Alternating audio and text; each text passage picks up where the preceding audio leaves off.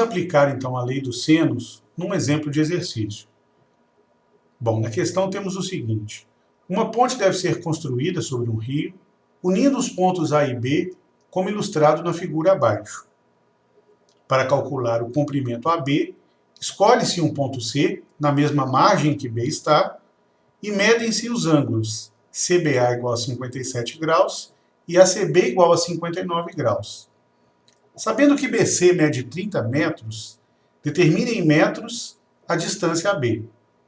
Então, aí o problema ainda nos dá uma informação para usar as aproximações que o seno de 59 graus é igual a 0,87.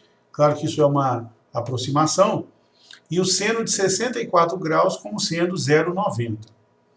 Bem, então pela figura nós temos aqui essa parte azul aqui como sendo um rio, e as partes aqui marrons de cada lado aqui como sendo as margens desse rio.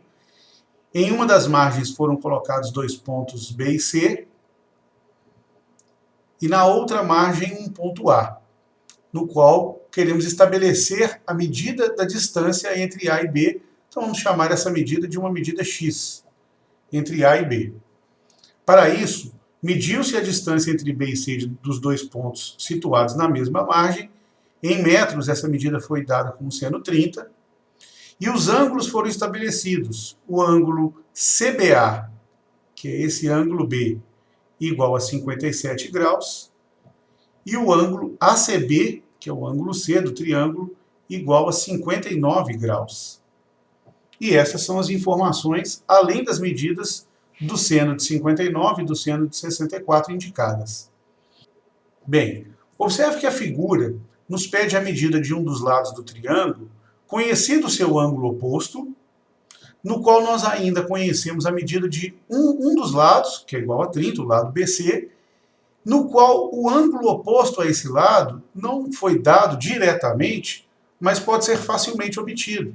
Uma vez que a soma dos três ângulos é igual a 180 graus, como dois desses ângulos foram dados como sendo 57 e 59, o que falta da soma desses dois para fazer 180 é um ângulo de 64 graus. O que significa dizer que, conhecidos os três lados de um triângulo, os três ângulos de um triângulo e um de seus lados, podemos aplicar a lei dos senos para determinar o lado que é solicitado. Então, aplicando a lei em relação a esses lados com essas medidas de ângulos, nós temos que x está para o seno de 59 graus, assim como o lado de medida 30 está para o seno do ângulo oposto, ou seja, o seno de 64 graus. Observe que foram dados aqui as aproximações tanto do seno de 59 quanto de 64. Então podemos escrever que x está para 0,87, assim como 30 está para 0,90.